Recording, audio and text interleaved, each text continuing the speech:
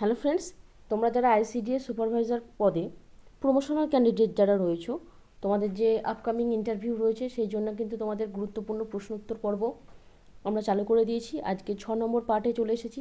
আগের 5খানা পার্ট যারা দেখোনি অবশ্যই দেখে নেবে। আজকে খুবই গুরুত্বপূর্ণ কয়েকটা প্রশ্ন উত্তর তোমাদের সাথে আলোচনা করব, যেগুলো তোমাদের অনেকটাই হয়তো জানা, তবুও এক নজরে একবার দেখে নাও যাতে ইন্টারভিউর সময় আর কোনো সমস্যা না হয়। দেখো, আইসিডিএস কেন্দ্রে যে খিচুড়িটা দেওয়া হয়, খিচুড়িটাকে ব্যালেন্স ডায়েট কেন বলা হচ্ছে?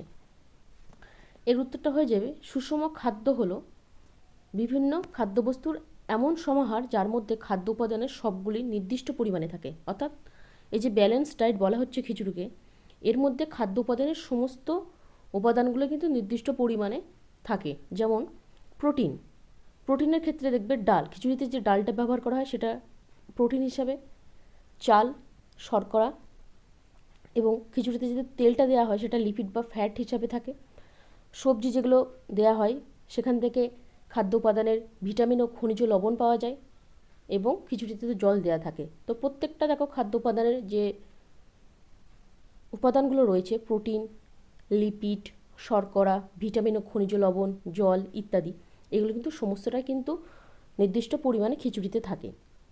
তাই খিচুড়িকে ব্যালেন্স ডায়েট বা সুষম খাদ্য হিসেবে বিবেচনা করা হয়।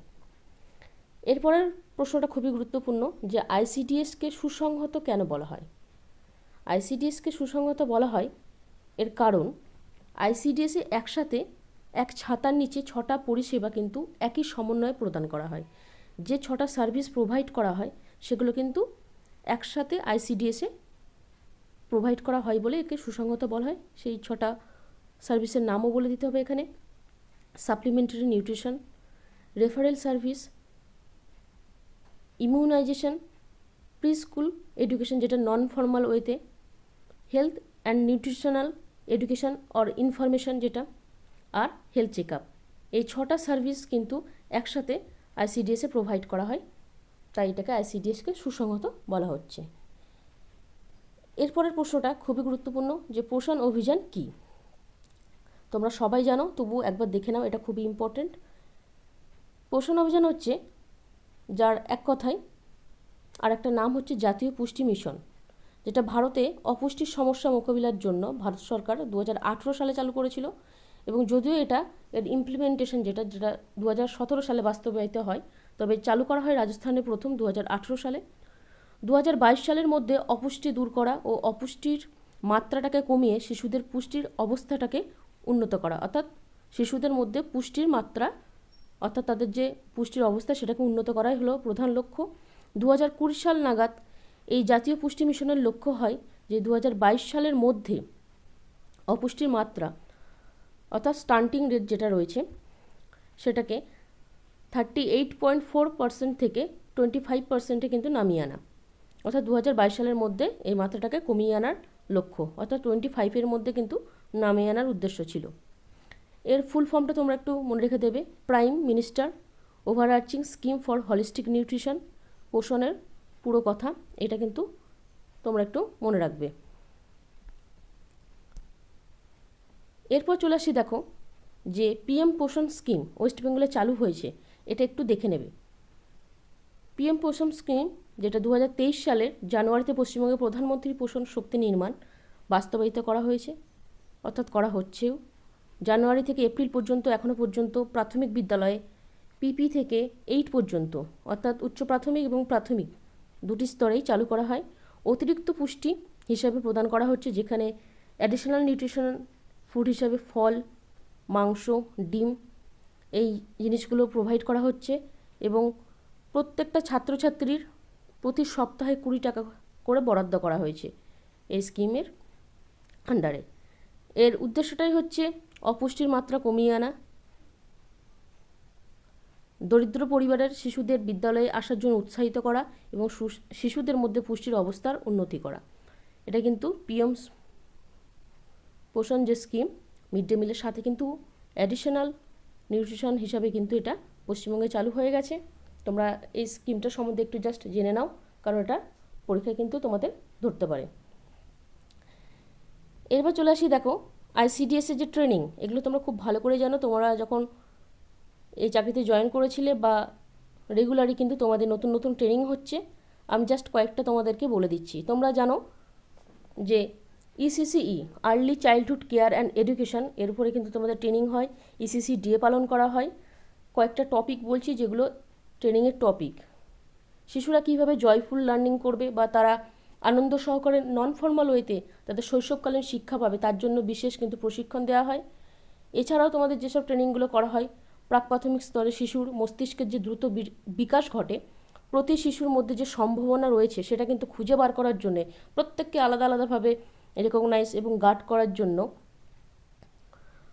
বিশেষ প্রশিক্ষণ, যাতে সেগুলি অভিভাবকদের সাথে আলোচনা করা হয়, অর্থাৎ ইসিসি ডেতে পালন করা হয় এবং এই অ্যাক্টিভিটিগুলো কিভাবে পালন করবে এবং শিশু আলোয় কীভাবে তোমরা পরিচালনা করবে সেই সবের উপর কিন্তু ট্রেনিং দেওয়া হয়। এছাড়া ম্যানেজমেন্ট, ইমিউনাইজেশন সম্পর্কিত প্রশিক্ষণ দেওয়া হয়। হেলথ এবং নিউট্রিশনের উপর প্রশিক্ষণ দেওয়া হয়। Activities for language development of children in pre school, সেখানে কীভাবে একটা প্রি স্কুলে ছাত্রছাত্রীদের মধ্যে ল্যাঙ্গুয়েজ অর্থাৎ ভাষাগত যে বিকাশ সেটা কিভাবে ঘটবে তার উপরও কিন্তু ট্রেনিং দেওয়া হয়। এরকম একাধিক বিষয়ে কিন্তু ট্রেনিং দেওয়া হয়। জাস্ট কয়েকটা টপিকের নাম আমি বললাম তোমাদেরকে। এরপরে গুরুত্বপূর্ণ তোমাদেরকে কয়েকটা জিনিস দেখাচ্ছি যে তোমরা রেগুলার এটা দেখো তোমাদের কর্মক্ষেত্রে, যে তোমাদের একটা বোর্ড থাকে, সেই বোর্ডে কী কী লেখা থাকে। এর আগে কিন্তু কোশ্চেনটা করা হয়েছিল, যারা ফ্রেশ ক্যান্ডিডেট হিসেবে ইন্টারভিউ দিয়েছিল তাদেরকে কোশ্চেনটা করা হয়েছিল যে কোনো অঙ্গনওয়াড়ি সেন্টারে গিয়ে তোমরা কি কোনো বোর্ড দেখেছো, সেখানে কী কী লেখা ছিল। তো এটা একবার এক ঝলক দেখে নেবে তোমরা। সুসংগত কেন্দ্রের যে নাম, তার জেলা, কেন্দ্রের যে নম্বর রয়েছে, অঙ্গনওয়াড়ি কেন্দ্রের সময়, গ্রামীণ স্বাস্থ্য পুষ্টি দিবস, তারপর কর্মীর নাম, সহায়িকার নাম, উপভোক্তার সংখ্যা অর্থাৎ রেগুলার বেসিসে যে উপভোক্তার সংখ্যাটা রয়েছে সেটা এখানে লিখতে হচ্ছে। সমস্তটা তোমরা এখান থেকে দেখে নেবে। বাঁদিকে যে পরিষেবা পাচ্ছে কারা, কি কি পরিষেবা পাচ্ছে সেগুলো কিন্তু দেওয়া আছে।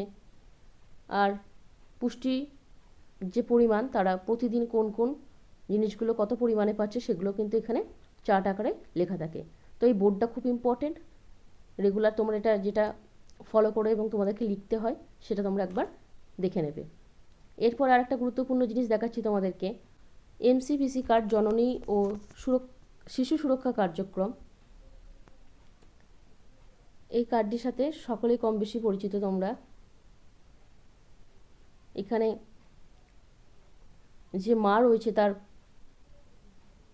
এবং তার পরিবারের ডিটেলস প্রথমেই থাকে। এই কার্ডটা একটু দেখে নিতে হবে। এই কার্ডটির বিশেষত্ব এবং কি কি ইনফরমেশন এখান থেকে পাওয়া যাচ্ছে সমস্তটাই কিন্তু একবার করে কিন্তু দেখে নিতে হবে। গর্ভাবস্থা নিয়মিত স্বাস্থ্য পরীক্ষা জরুরি, এই নিয়ে যে ধরনের ডেটাগুলো রয়েছে প্রত্যেকটা জিনিস কিন্তু এখানে খুব ইম্পর্টেন্ট। এই কার্ডের প্রত্যেকটা তথ্যও কিন্তু খুব ইম্পর্টেন্ট। এখান থেকে অনেক কোশ্চেন এর আগের বার করা হয়েছে। কিভাবে যত্ন পরিষেবা নেওয়া হয়, কিভাবে স্পেশাল কেয়ার করা যেতে পারে, কোন কোন টিকা দেওয়া হয়, প্রত্যেকটা কিন্তু ইম্পর্টেন্ট। গর্ভবতী সময় তারা কী কী স্পেশাল কেয়ার নেবে এবং প্রসূতি মায়ের জন্য কী কী স্পেশাল কেয়ার নেওয়া হয়, বাচ্চাদের জন্য কী কী টিকা, প্রত্যেকটা কিন্তু খুব খুব ইম্পর্টেন্ট। এই কার্ড থেকে কিন্তু একাধিক তথ্য পাওয়া যায় আর খুব গুরুত্বপূর্ণ। প্রত্যেকটা তোমরা কিন্তু শর্টে দেখে নেবে একবার। এরপর দেখো নবজাতকের যত্ন কীভাবে নেওয়া হয়। এই পয়েন্ট আকারে তোমরা এখান থেকে দেখে নেবে। যেটা সবথেকে বেশি ইম্পর্টেন্ট হচ্ছে টিকাকরণ। জন্মের সময় কী কী টিকা দেওয়া হচ্ছে 24 ঘন্টার মধ্যে, দেখো বিসিজি, ওপিভি আর হেপাটাইটিস বি জন্ম ডোজ এগুলো দেওয়া হচ্ছে। একটা হচ্ছে ইনজেক্ট আকার দেওয়া হয়, একটা হচ্ছে ওরাল ভ্যাকসিন, পোলিও ভ্যাকসিন, যেটা প্রত্যেকটা কিন্তু তোমরা দেখে নেবে।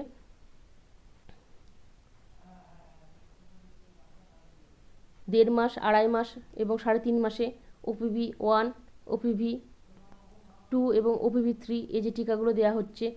তারপর পেন্টাভ্যালেন্ট 2, পেন্টাভ্যালেন্ট 3, আইপিভি 1, আইপিভি 2 প্রত্যেকটা ডোজ কিন্তু দেখে নিতে হবে। তারপর 9 মাস বয়সে দেওয়া হচ্ছে হামের টিকা 1 বা এমআরের যে টিকাটা।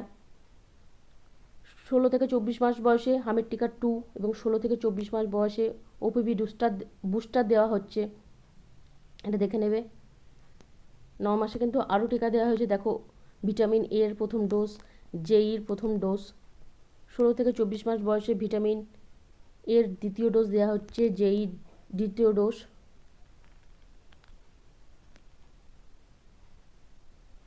16 থেকে 24 মাস বয়সে আরও দেওয়া আছে ডিপিটি বুস্টার প্রথম ডোজ।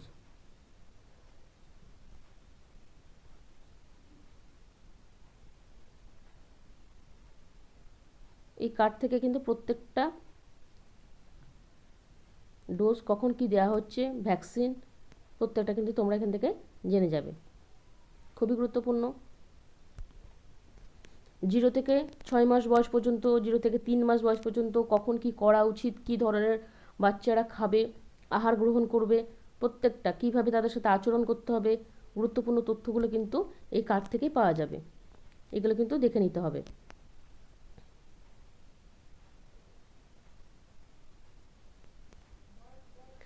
এরপর দেখো খুব গুরুত্বপূর্ণ, এটা কিন্তু ধরে ইন্টারভিউর সময় এর আগেবার এই প্রশ্নটা এসেছিল। এই গ্রাফটা কি ইন্ডিকেট করছে?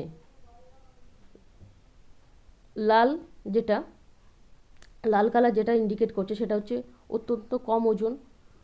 হলুদ কালার যে গ্রাফটা সেটা হচ্ছে মাঝারি কম ওজন, অর্থাৎ হলুদ কালারের যে বাচ্চাটাকে ইন্ডিকেট করছে। আর স্বাভাবিক হলে সবুজ কালার। তো এই কালারের সিম্বলগুলো কিন্তু পরীক্ষায় ধরে। এর আগেও কিন্তু কোশ্চেন করা হয়েছিল ইন্টারভিউয়ে। তো এই কার্ডটা থেকে গুরুত্বপূর্ণ তথ্যগুলো অবশ্যই দেখে নেবে, যেগুলো বললাম।